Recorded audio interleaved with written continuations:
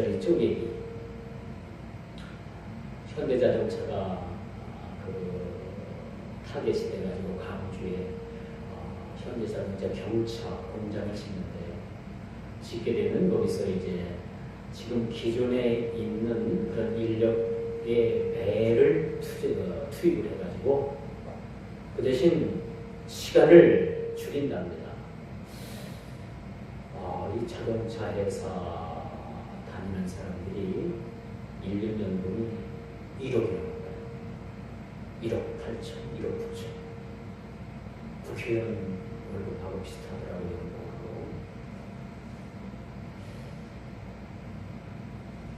그래서 이 사람들을 근무를 지금 하는 근무에 반만 시키고 시간을 다른 대체 인력을 반을 내린다면 9천만 원 정도는 여러분 웬만한 가정에서 꾸려나갈 수 있는 것으로 봐요. 1년에 9천만 원 받으면 그래도 많은 저축은 못해도 어려움은 없는 것 같아요. 그래서 그렇게 받는 사람들의 월급을 쪼개서 더 많은 사람을 직장을 주면 어떠냐. 취지는 그거였죠. 그런데 난리가 난 거 아닙니까 지금. 민사 쪽에서 민노총 쪽에서 지금 들고 일어나서 지금 데모하잖아요. 시위하잖아요. 그러니까 같이 상생하지 않겠다는 거예요. 이렇게 어려워서 우리가 같이 서로 진도 나누고 서로 고통도 분담을 하면 이 어느 시기만 좀 지나가면 좀 괜찮은데 이것까지도 같이 안 하겠다. 내 밥벌을 못 주겠다. 빼앗기지 않겠다라는 그런 심상 때문에 결국은 묘사가 또 광주시가 서로 협약이 깨져버린 사실을 우리가 보게 됩니다. 참 이런 일들은 어디서 일어나느냐. 다 기득권 때문에 그런 거예요. 자기 밥그릇 챙기기 위해서. 자기 밥그릇 빼앗길 사람이 누가 있겠어요. 다 자기 밥그릇 챙기려고 하겠죠. 그럴수록 이런 어려울수록 이렇게 우리가 참 나누어서 짐을 진다는 게 사실 얼마나 좋은가라는 것을 보게 됩니다. 오늘 본문의 말씀의 취지도 바로 그런 거예요. 얼마나 힘쓰는지를 너희가 알기를 원하노니. 그렇죠? 힘쓰는 자가 되어야 되는 겁니다. 우리에게 맡겨진 이 직분이 여러분 영원할 것 같은데 이제 우리에게 맡겨진 직분은 하나님 나라에 우리가 입성함으로 말미암아 우리 모든 무거운 짐들을 다 벗어 던지게 되는 거죠.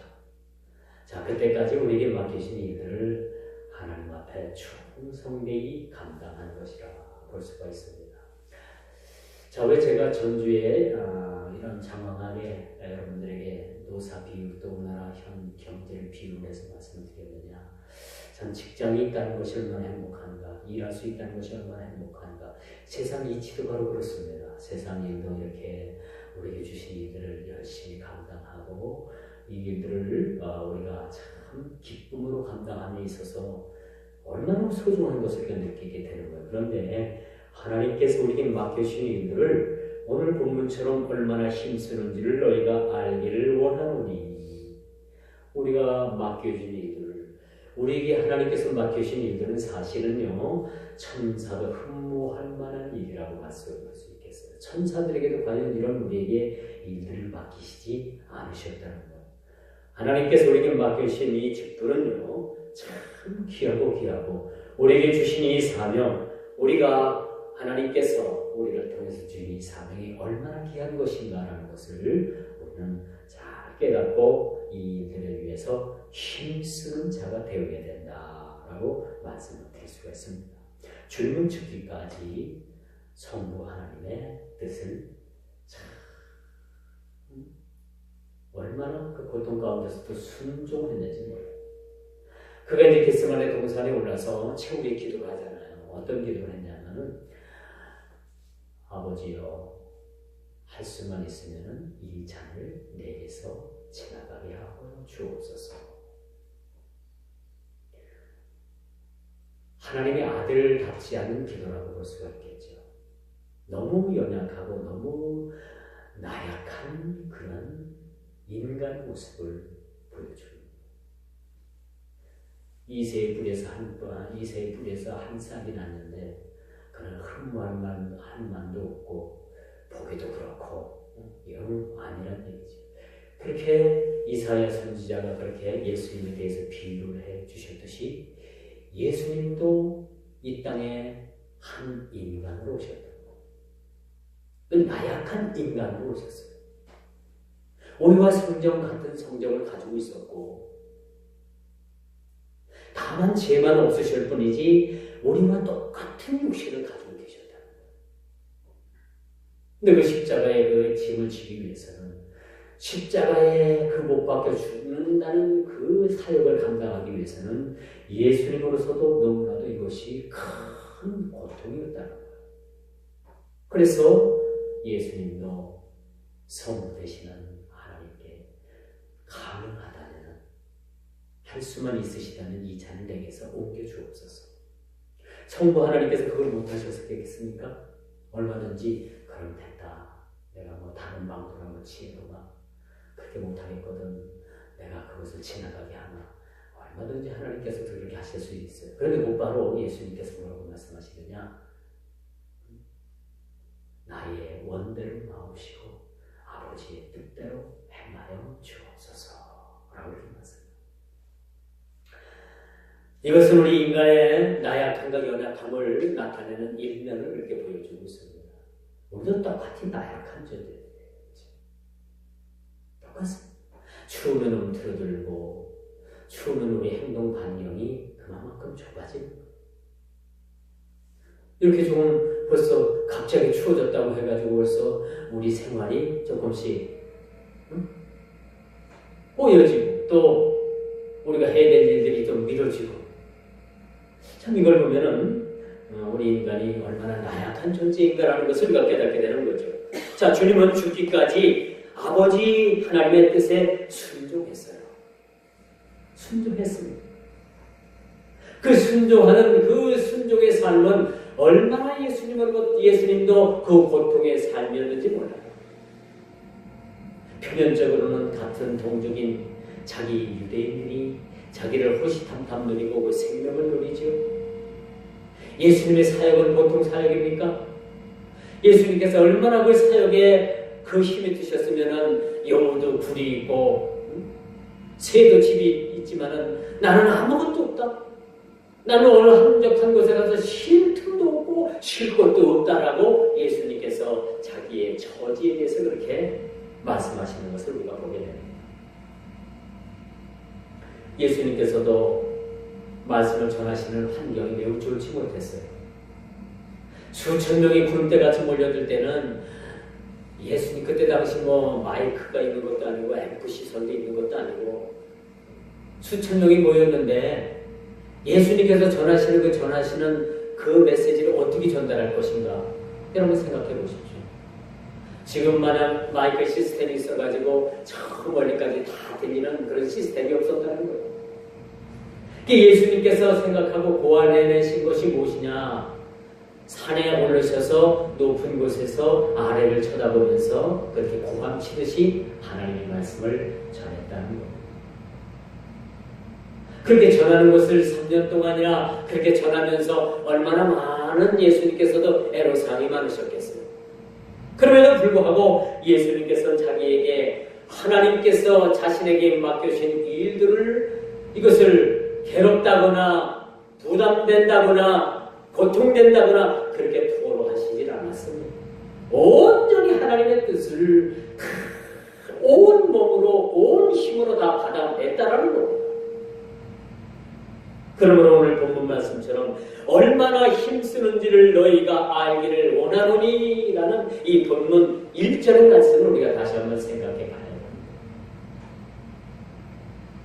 인생의 길면 70, 80이라고 했습니다. 근데 요즘은 의술이 좋아가지고 이제 100세까지 살 것 같아요. 우리나라 그 100세가 넘는 분들이 만 몇 명이래요. 예전에는요, 100세를 살게 되면 국가에서 상을 줬어요. 상. 근데 지금은 그 상이 없어졌답니다. 많은 사람들이 이젠 백수를 훌쩍을 좀 넘기면서 사는 거예요. 의술도 좋아졌죠. 약도 좋아졌어요. 병원도 좋아졌어요. 제주도에 여러분 민영 그 병원이 들어섰는데 의료보험을 적용받지 않는 민영화된 병원이 얼마 전에 개원을 한다고 하잖아요. 이게 이제 돈 있는 사람들은요, 우리나라 의료보험 혜택 안 보고 다 그곳에 가서 돈 많이 주고 가장 좋은 약, 가장 좋은 위수, 위기 있는 사람들은 그런 서비스를 받습니다. 여러분 죄송한 얘기지만 의료보험에서 여러분 조지에서 여러분 약 주는 게 어떤 약인지 압니까? 최상급의 약이 아니에요. 아마 중간 정도 아니면 중간 정도의 약입니다. 최고 좋은 약은요 의료보험에서 빼요. 그리고 질 낮은 약을 줍니다. 그런데 이제 돈 많은 사람들이 이런 약 타다먹겠어요? 안 타다먹죠. 지금도 의료보험 적용 안 받고 좋은 약, 돈 많은 사람들은 다 좋은 약 씁니다. 약이 얼마나 좋은가 하면요. 우리 노예에서 은퇴한 목사님이 계시는데 피부암이 걸렸어요. 그런데 그 아들이 약사입니다. 충주 터미널 앞에서 약을 파는 약사인데 이 아들이 그 아버지에게 얼마나 좋은 약을 갖다 줬는지 그 피부암으로 인해 가지고 가망이 없다고 했는데 지금 완쾌됐어요. 의료보험 적용 안 되는 약, 그렇게 비싼 약을 아들이 아버지가 갖다 주고 나왔어요. 은퇴한 걸 지금 은퇴한 걸 후회합니다. 조기 은퇴를 해가지고 이제 다른 목사님에게 후임자를 물려주고 은퇴를 했는데 지금 어디 딴 데 목회할 자리 없나. 예전에 저 충북 영동에 있는 각계교회에 가서 이제 설교를 하고 하셨는데 거기서 갔으면 좋겠다라고 합니다. 이 건강이 회복돼요. 이 약이 얼마나 좋은지. 여러분 우리 의료보험 되는 건 싸고 해야 돼요 사실은. 근데 돈 의료보험 안 되는 그 비싼 약, 심약 몇백만 원씩 하는 약, 그런 약은요 진짜 잘 듭니다. 지금 피부암 깨끗이 나죠. 이래서 여러분 제주도에 있는 그 민영화된 병원이 앞으로 우리 의료보험 체계가 깨지지 않겠느냐 그런 염려를 하고 또 돈 많은 사람들은 거기 가서 치료를 받고 또 빈익빈 부익부 점점점 이런 상황이 극과 극을 달리는 시대가 오지 않겠느냐 그런 염려를 하는 모습을 보게 됩니다. 참 우리가 죽기까지 주님께서는 당신의 뜻을 쫓아서 순종했던 우리 예수님의 모습을 우리가 보게 됩니다. 그러므로 신자된 저와 여러분은 주님을 힘써 섬기는 일, 주의 일을 힘써 감당하는 일에 최선을 다해야 되겠다라는 말씀을 드려봅니다. 죽기까지 나를 사랑하신 그 사랑으로 두렵고 떨리는 마음으로 힘써 남았던 일들을 최선을 다하는 그런 사도 바울의 고백을 우리가 들어보게 됩니다. 오늘 이 본문의 말씀이 바로 바울 사도의 고백입니다. 바울 사도가 주님을 만난 이후에는 핍박자에서 핍박받는 자의 그러한 삶을 살았죠. 핍박하는 것이 훨씬 쉽습니다. 핍박받는 거 어렵습니다. 그런데 바울이 어떤 삶이었느냐? 핍박하는 사람에서 핍박받는 자로 그의 삶이 바뀌고 그러나 그가 그의 일을 하나님께서 맡겨주신 일들을 감당함에 있어서는 그가 핍박을 두려워하지 않았다는 거예요. 핍박을 즐겨 받았다는 겁니다. 핍박을 하나님의 사명으로 그가 알았다는 겁니다. 여러분 자신만을 위해서 사는 사람은요 하늘에 상급이 없습니다. 미안하지만 자신만을 위해서 살면 하나님 나라에 상급이 없어요. 주님을 모르는 조선 땅에 와가지고 내 뼈를 조선에 묻어달라고 그렇게 외쳤던 스콜필드 박사님을 여러분들이 잘 알 겁니다. 이 양반은 생물학자이면서도 생물학 박사였어요. 카나다 출신으로 우리나라에 호를 단신으로 왔습니다. 젊은 나이에 우리나라에 선교사로 와가지고 이 조선 땅에 와보니까 너무나도 이 조선 사람들이 못 사는 거예요. 그 5,000년 동안 우상을 섬기고 그 찌들었던 그 찌들찌들한 그 삶을 그들이 벗어나지 못하고 늘 외세의 침입이 있었잖아요. 한해 농사 잘 쳐놓은 그 외놈들이 그 해변 일대, 남해 일대를 쳐들어와가지고 쑥대밭을 만들고 농사지는 거 다 뺏어가고 이것이 한 해 두 해가 아니고 수십 년을 그렇게 외세의 침입을 받았습니다. 그래서 우리나라 사람들이 눈물 나고 한마는 민족이에요. 한마는 민족이 바로 그런 데서 나온 것 같습니다. 이런 조선 땅을 향해서 스코필드 박사가 선교사로 와서 하나님의 복음을 전합니다. 영이 그때 당시엔 지금 세브란스 병원의 전신인 그 병원에서 또 교수로 의사로 그렇게 재직을 합니다. 평생을 이 조선을 위해서 그렇게 애쓰고 힘씁니다. 그것도 모자라서 내가 죽거들랑 내 뼈를 조선 땅에 묻어달라 라고 요구했어요. 그리고 그가 실제로 죽어서 조선 땅에 묻혔습니다. 조선 땅에 한 줌의 흙이 되어서 묻혔다는 사실. 이뿐이겠습니까? 스코필드 박사, 이 선교사 뿐이겠습니까? 언더우드, 알렌, 또 여러 선교사들이 이 땅에서 그 젊은 청춘들을 다 바쳤다. 환경도 다르고 피부 색깔도 다르고 우리의 그 외모도 다른 이 조선을 향해서 그들이 일평생을 헌신하고 삶을 다 바쳤다는 것은 그들에게 주님께서 주신 사명이 있었기 때문에 그들은 주신 사명을 오늘 본문 말씀처럼 얼마나 힘쓰는지를 너희가 알기를 원하노니라는 이 사도 바울의 우리를 향한 이 말씀처럼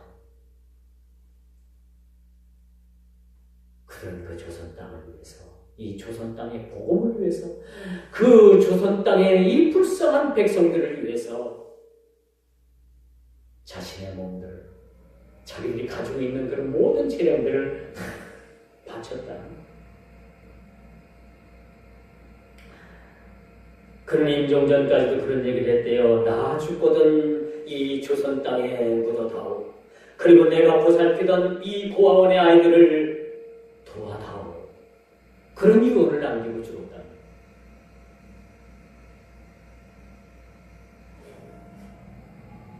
이것은 한국인에 대한 이 조선인에 대한 무한한 사랑을 몸소 실천했던 그런 주님의 귀한 종이었습니다. 세월이 많이 지나 죽음의 문턱에 섰을 때 하늘문이 열리고 우리 영혼을 천사가 하나님 앞으로 인도하기 위해서 천사가 사닥다리를 타고 마치 야곱이 꿈에서 본 그 천사를 우리가 맞이하고 하늘을 오르락 내리락 하는 천사를 우리 모두는 보게 될 것입니다. 머지않아서 우리가 하나님 나라 갈 때 하늘 문이 열려지는 것을 저와 여러분들은 그 영적인 눈을 가지고 보게 될 것입니다. 그리고 우리를 인도하기 위해서 천사가 하늘을 오르락 내리락 하는 그 천사의 모습도 우리가 보게 될 것입니다. 그리고 그 천사들의 손에 이끌려서 우리는 주님의 나라에 임하게 될 것입니다. 여러분, 우리가 죽을 때가 되면요, 하늘문이 열려요. 그리고 하늘문이 열린 것을 영적으로 보게 됩니다. 이게 보통 사람들이 다 경험하는 경험이라고 합니다. 물론 그렇지 않은 사람들도 있을 것으로 아는데 대다수가 여러분 이제 숨이 곧 멎을 때가 되면은 하늘문이 열리든가 아니면 하나님께서 데려가시기 며칠 전부터 하늘문이 열립니다. 그 열린 문을 여러분들이 보게 됩니다. 저는 임종하시는 분들을 여러 번 봤어요. 그런데 그분들이 그런 얘기를 합니다. 하늘문이 열렸대요. 하늘문이. 그리고 나를 오라라고 부른다는 거예요. 그들이 하는 말의 공통적인 말입니다. 영원히 열린 거예요, 순식간에. 영원히 열려서 하늘문이 열린 것을 보게 되고 천사들이 오르락 내리락 하는 것을 보게 되고, 그리고 스데반이 경험했던 그 경험들을 죽음 임종 직전에서 그것을 바라보면서 나도 없었어요. 여러분, 천국 갔나 지옥 갔나를 뭘 보고 하는지는 압니까? 꼭 맞는 것은 아니지만 죽은 사람의 얼굴을 보고 대충 나타난답니다. 평안한 모습으로 간 사람은 아마도 천사가 되어갔고요. 얼굴에 5만 가지 인상을 다 쓰고 악이라는 악을 다 얼굴에 쓰고 간 사람은 사탄에 이끌려서 그냥 새꼬챙이에 꽂혀가지고 질질 끌려가는 사람이라고 볼 수 있습니다. 제가 많이 죽은 사람을 보지 않았지만 그래도 여러분보다 훨씬 더 많이 죽은 사람을 봤습니다. 그리고 예수 믿는 사람들의 죽은 사람의 얼굴을 봤는데 왜 그렇게 한결같이 다 평안한지 몰라요. 평안한 모습으로 다들 가셨고, 근데 간혹 믿지 않는 사람들의 그런 시신을 보고 얼굴을 보면 틀립니다.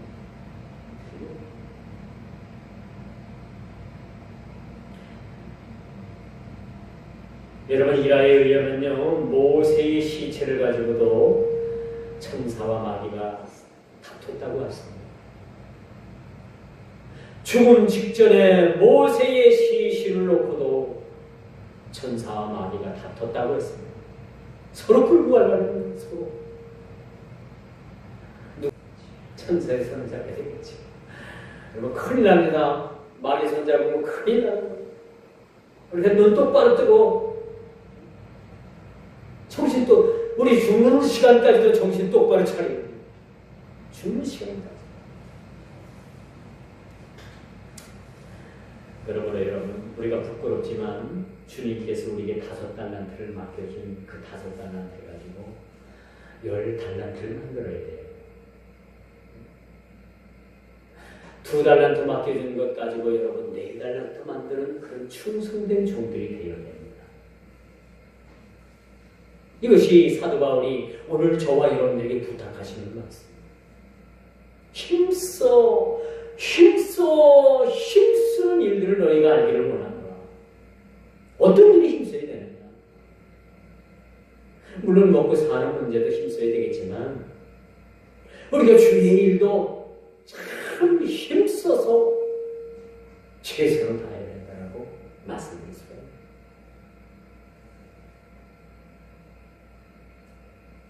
이런 삶을 살아갈 때 5달란트를 가지고 10달란트를 만드는 그러한 충성된 종, 2달란트를 가지고 4달란트를 만드는 그런 충성된 종, 이런 종들을, 그러므로 이런 자들을 하나님의 비밀을 품은 자라라고 그렇게 말씀합니다.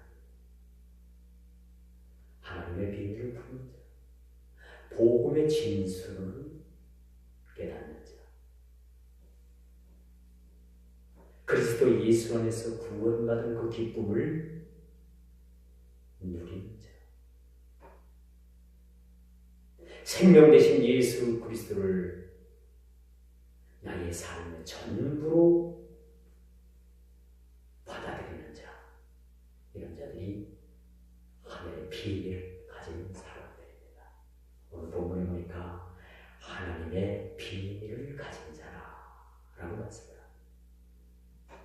요즘 추위가 매일을 덮쳤습니다. 요 며칠 추위가 갑자기 그렇게 추워서 우리 마음이 많이 움츠러들었는데, 엊그제 금요일날 목회자 기도회가 청주 남부교회에서 있었어요. 그래서 저희들이 이제 기도가 시작됐고, 그런데 막 성전에 문을 확 열고 막 여자 집사님들인지 권사님들인지 잘 모르겠어요. 막 들어오고 저희들이 기도하고 있는데 그분들이 깜짝 놀라요. 그래서 쉬쉬하면서 막 나가는 거예요. 그러니 이제 그게 사모님이 나가가지고 무슨 일이냐 했더니 청소를 왔다는 거예요. 그래서 무슨 교회 행사가 있냐고 그래서 교회 목사님들 기도해야겠다고. 근데 이분들이 우리가 2시간 정도 10시부터 시작해서 우리 12시까지 기도를 하니까 오랫동안 기다려야 되잖아요. 그분들이 나중에 기도가 끝나고 이제 있는데 그때까지 그분들이 안 가고 기다리고 있는 거예요. 교회 청소를 하기 위해서.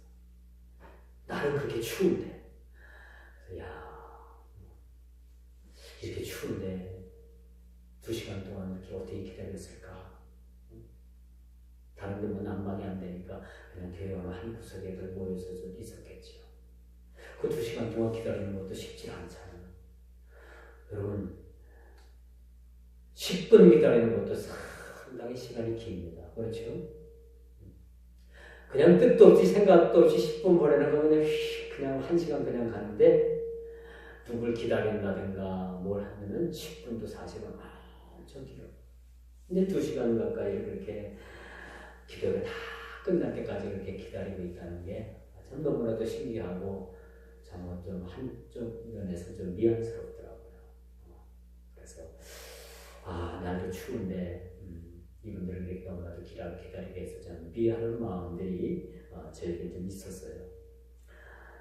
자, 우리 보통 사람들 같으면 춥다는 핑계로 그냥 다음에 하지 뭐 하고 다들 집으로 돌아가든가 아마 다른 곳으로 갔을 수도 있는데 참 고맙게도 그분들이 끝까지 그렇게 기다렸다가 바로 청소하는 모습을 보고 사람들이 뭔가 좀 다르다라는 생각을 가져봤습니다. 이처럼 여러분 주를 위해서 순교할 그런 생각하지 마시고 주를 위해서 큰 일에 내가 죽겠다 그렇게 생각하지 말고 적은 일에 여러분을 충성하는 게 진짜 순교하는 것이라고 말씀드릴 수가 있습니다. 여러분 주를 위해서 어떻게 죽으려고 여러분 그런데 너무 신경 쓰지 마세요. 주님은 여러분 순교할 자를 따로 순교를 통해서 순교를 필요 받으십니다.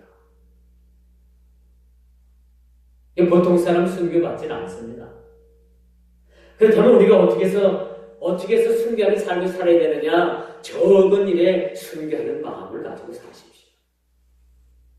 그게 정답입니다. 어떤 사람은 큰 꿈을 꾸면서 주를 위해서 순교하는 것이 가장 큰 상급이라고 했으니까 어떻게 주를 위해서 죽을까? 노심초사 아무 일 하지 않고 어떻게 하면 죽을까라는 일만 쫓아다니는 분들을 봤는데 그건 아니에요. 진짜 순교는 주님 앞에 죽음으로써 생명을 끊어짐으로써 죽음의 순교보다도 살아서 산 순교하는 것이 훨씬 더 어렵고 이것이 훨씬 더 값어치 있는 순교라는 사실을 우리가 깨달아야 되는 거죠. 그렇다면 이 산 순교가 뭘까? 그것은 바로 나에게 맡겨진 일들을 충성으로 감당하는 이게 사실 순교입니다. 이거 하지 않고 주님 앞에 죽겠노라고 막 여기저기 뛰어돌아다니고 기도만 쫓아다니면은 그거는 온전치 않다고. 저희 시골에 암으로 인해서 이제 희망이 없다. 의사가 당신은 가서 이제 맛있는 거 많이 먹고 집에 가서 편안하게 그냥 살다가 그렇게 가셔야 된다라고 해서 사용선결 내는 분이 있어요. 이 양반이 어떻게 기도를 하든지 이 연대 세브란스 병원에서 그런 판단을 받고서 이제 집에 내려올 기력도 없는 거예요. 그래서 그 주위에 그 교회가 있는데 큰 교회는 못 가고 작은 교회 개척교회가 있는데 그 지하실이래요. 지하교회에 있는데 그 담임 목사님을 만나가지고 제가 이 교회를 어떻게든지 지킬 테니까 열쇠를 저에게 주십시오. 이 양반이 거기서 먹고 자고 그 지하에서 수개월 동안이나 하나님 앞에 그렇게 부르짖고 기도를 해가지고 결국은 의사가 죽는다는 날짜를 넘기고 하나님께서 그를 살려주십니다. 지금도 살아있습니다. 그렇게 하나님께서 살려주시고 났는데 그가 얼마나 예수 믿는 사람들을 핍박하고 안 좋은 눈으로 봤는지 동네 이장 부인이었어요. 얼마나 기세가 등등합니까? 그런데 그가 예수님을 만난 이후에 얼마나 하나님 앞에 참 그렇게 순종하는 자로 하나님의 일을 감당하는 자로 그렇게 일을 감당하는 거예요. 그런데 어느 날 갑자기 기도를 가가지고 기도하면서 독초를 보고 독초 이걸 먹고 나니까 이 기존교회로 돌아와 보니까 말씀이 들어오지 않아요. 그래서 이 양반이 이 교회 저 교회 이 기도원 저 기도원 여기저기 막 돌아다니다가 결국은 이단에 빠졌어요. 이단에 빠졌어요. 근데 뭔가 좀 잘 잡아줬어요. 잘 잡아줘서 신앙생활도 더욱더 잘할 수 있도록 만들어줬어야 되는데 그렇지 못하니까 이 양반이 자기의 그 영적인 배고픔을 채우기 위해서 이 교회원 저 교회원 이 교회 저 교회 이렇게 쫓아다녔다가 나중에는 완전히 이단에 빠져가지고 지금은 모르겠어요 어떻게 되는지 이단에 빠져서 저기 어디 이상한 교회로 나간다는 이야기 소문을 제가 전에 들은 적이 있습니다.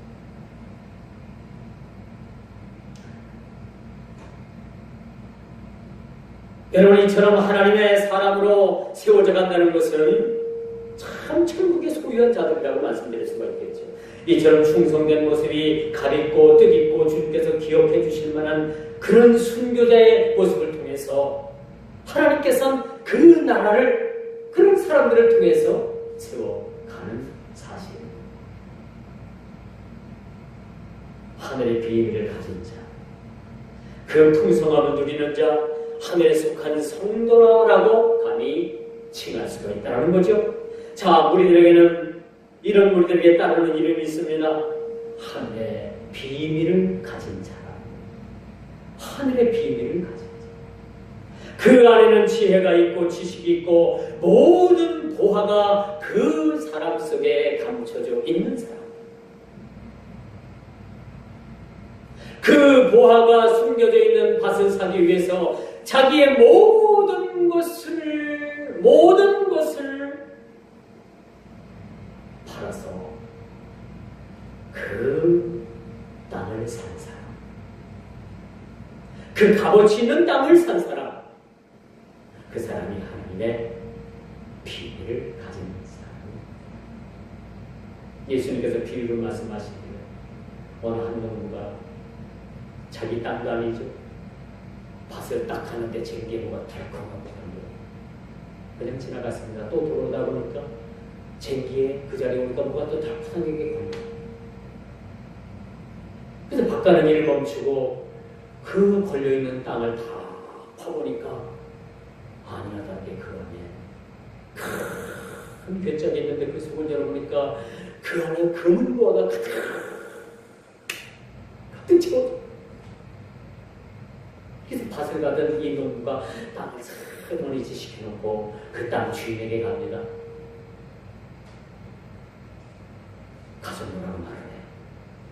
주인이시여, 당신이 원하는 대로 다 값을 치러줄 테니까 이 땅을 나에게 파시오. 그러지 않아도 이 주인은 이 돌바짝 같은 땅, 뭐 농사져봤다 농사도 잘 안 되는 땅, 겨우 남이 붙여먹게 한 땅, 얼싸도 다 해가지고 가져가시오. 내가 당신한테 팔 테니까 그 땅 가져가시오. 그래서 이 주인이 이 소장농에게 이게 땅을 판 거 아닙니까? 이 소장농은 하루아침에 뭐가 됐어요? 거부가 된 거. 하루아침에 큰 부자가 된 거예요. 그러면서 예수님께서 그 이유를 말씀하시면서 너희들도 이런 일이 있으면 모든 것을 다 팔아서 이 밭을 너희들이 살 것이 아니냐. 왜? 그것은 보화가 있고 그곳에는 하나님의 비밀이 있고 그것엔 부가 있고 그것은 그 삶의 인생을 전부를 걸어도 아깝지 않는 그 밭에 검은 보화가 묻혀 있기 때문이라는 것을 제자들에게 비유로 말씀하셨습니다. 그 보화가 감춰진 땅을 사기 위해서 이 소장용인 이 농부는 한치 망설임도 없이 주인에게 가서 이 땅을 팔기를 간청하게 되는 겁니다. 이러므로 여러분, 이 감춰진 보화, 이 밭을 소유하게 되는 결단이 우리에게 있어야 돼요. 온 것을 다 정리해서라도 내 생명을 주고도 이 땅을 바꿀 만한, 이 돌짝밭과 같은 땅을 바꿀 만한 그런 결단이 우리에게 있어야 된다는 거죠. 자, 지혜와 지식의 보화는 온 것을 바꾸어 놓을 만한 그런 큰 비밀이 있다는 겁니다. 그러므로 하나님 나라를 위해서 내 모든 삶, 내 모든 것을 다 들여서 바꿔도 아깝지 않을 이름, 바로 예수 그리스도, 하늘의 왕 예수 그리스도. 그러므로 이 예수 안에 참 안식이 있고 참 기쁨이 넘치며 참 행복이 있다는 것을 느끼고 누리는 자, 바로 이런 자들이 하나님 나라의 비밀을 가진 사람들의 모습이라고 볼 수가 있는 것입니다. 이처럼 세상 명예, 권세, 재물, 그 어떤 것으로도 비교할 수 없는 참 생명과 구원의 원천이 바로 예수 안에서 행복을 찾는 것이라는 거죠. 그 금은 보화가 바로 예수 그리스도의 참 행복이라는 사실들을 아는 이는 그렇게 많지 않다는 겁니다. 그러므로 이렇게 하나님의 비밀을 가진 자들은 이제 모든 삶에서 삶의 질서를 구하되 그리스도 예수 안에서 질서를 구하는 자들입니다. 이게 무슨 말씀이냐? 오늘 질서를 따라해라 라는 말씀이 우리에게 주어지고 있습니다. 이것은 우리가 먼저 해야 될 일이 있고 나중 해야 될 일이 있는 거예요. 세상 일도 그렇습니다. 세상 일도 일 잘하는 사람은요, 뭘 먼저 우선으로 해야 되고 뭘 먼저 해야 되고 뭘 나중에 해야 되는 것을 잘 아는 사람이에요.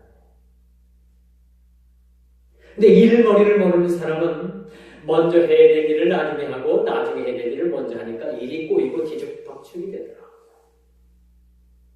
일 잘하는 사람은 탁 봐가지고 이걸 내가 먼저 해야 되겠다, 이걸 먼저 해야 되겠다, 그걸 안 하는 거예요. 순서를 안 하는 거예요. 주의 일도 마찬가지입니다.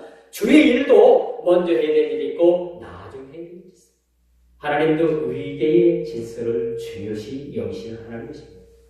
하나님도 질서의 하나님이시라고 하잖아요. 교회 일도 질서가 있습니다.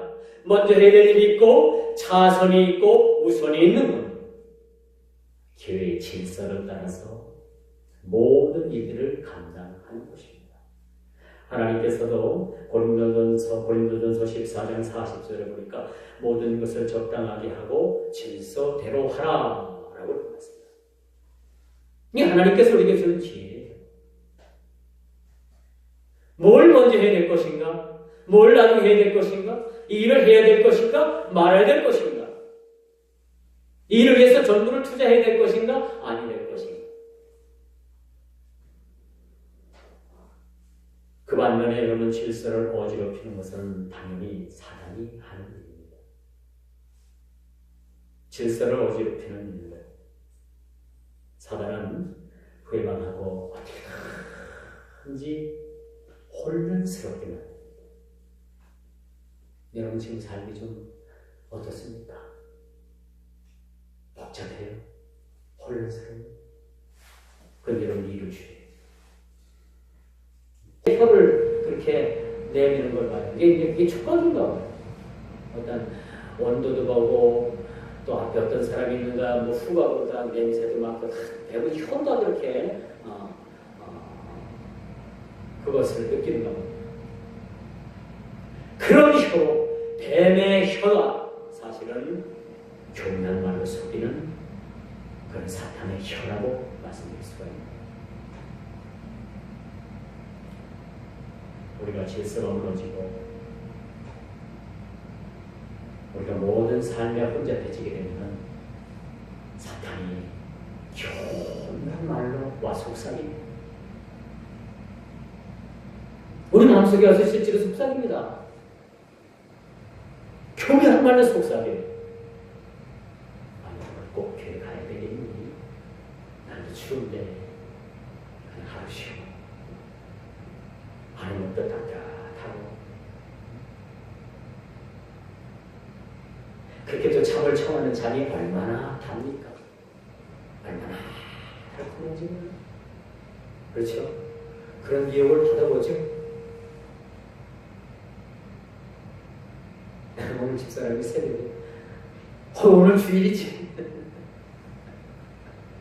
오늘 주일이지. 주일 아니면 좀 더 자겠는데 오늘 주일이지. 그 속에 그 말 속에 담겨진 뉘앙스가 뭡니까? 정말 조금 편안하게 좀 쉬고 싶어. 여기 다 보니까 다 그런 눈치예요. 다 그런 눈치야. 오늘 주일 아니면 좀 쉬었습니다. 다 아니에요. 그런데 사탄은 그렇게 와서 속삭여요. 근데 오늘 이 사단의 목소리를 다 물리쳐요. 다 물리쳐요. 이제 말씀의 결론을 냈습니다. 사랑하는 성도 여러분, 오늘 바울의 고백처럼 우리는 그리스도만 바라봐야 해요. 그렇다고 여러분들에게 큰 짐을 지어가지고 큰 주님께서 하나님께서 짐을 지어가지고 엎어져가지고 일어나지도 못할 사명 일 주시지 않습니다. 여러분들에게 충분히 감당할 수 있도록 하나님께서 여러분들에게 일을 주십니다. 일을 주십니다. 일 안 하고 편안하게 예수 믿는 참 그보다 더 좋은 일이 어디 있겠습니까? 저도 그러고 싶어요. 여러분들도 마찬가지겠죠. 그런데 우리가 힘들어도 감당할 수밖에 없는 건 뭐냐? 다 하늘의 상급입니다. 하늘의 상급을 위해서 달려가는 거예요. 자, 운동장에서 운동 경기를 열심히 하는 자가, 뜀박질을 하는 자가 왜 뜀박질 하겠어요? 뛰어서 1등 해가지고 목에 목을 나고 금메달 보려고. 우리가 이 땅에서의 그런 고통, 힘든 거, 그렇지만 주님께서 우리에게 맡기신 일을 왜 맡겨주십니까? 상급을 주려니까 어떤 근거가 있어야 될 거 아니에요. 그렇지 않겠습니까? 운동장에서 뛰지도 않고 그냥 그 벤치에 앉아서 거기서 앉아있는 사람을 누가 1등 했다고 금메달 걸어주는 사람은 없잖아요. 하나님께서 우리 모든 행한 일들을 상급으로 다 보상해 주십니다. 그렇다고 하나님 내가 이걸 하는 하나님 나는 뭘 주시겠습니까? 그건 아니고요. 그건 보상론이라고 해서 우린 기독교 교리에 맞지 않고 하나님께서는 우리에게 맡겨주신 일들을 통해서 그 일이 크든 작든 충성하는 자들을 통해서 하나님께서 상급을 얘기하신다는 사실이죠. 자, 오직 주님만을 바라보고 거짓 영들의 유혹과 공격에도 불구하고 견실해야 된다. 오늘 본문 말씀 견실하여 조금도 흔들리지 말 것을 말씀해 주고 있다고 합니다. 우리들 중에 오늘 그 라우디아 지역에 있는 사람들과 골로새 교회에 있는 사람들이 그 교회에 있는 사람들이 소수이지만은 그 쏘곤쏘곤하는 말에 현혹된 사람들이 있었어요.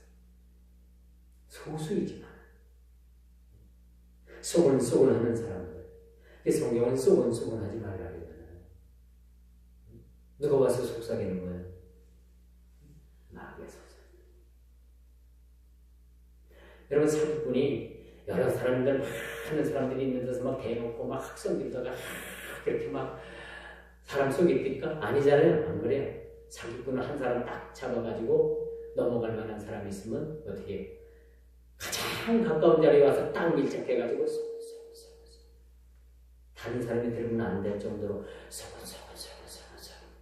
성경은 소곤소곤 하지 말라 그랬어요. 마귀의 전략입니다. 마귀의 전략. 근데 다행스러운 것은요, 그 교회의 소수만이 공교한 말에 현혹됐다. 나머지 부지기수 사람들이 다 깨고 있었던 거야. 오늘날 교회는 이런 사람을 원한다. 깨어있는 사람, 쏘곤쏘곤 하는 마귀에 넘어가지 않는 사람, 질서를 따라서 그 질서대로 행하는 사람, 결코 믿음이 흔들리지 않고 끝까지 견고해 줄 수 있는 그런 사람, 그런 은혜의 사람을 주님께서 기뻐하신다는 사실 믿으시기를 주의 이름으로 축원드리겠습니다. 기도합니다. 주님, 참으로 감사드립니다. 이 귀한 시간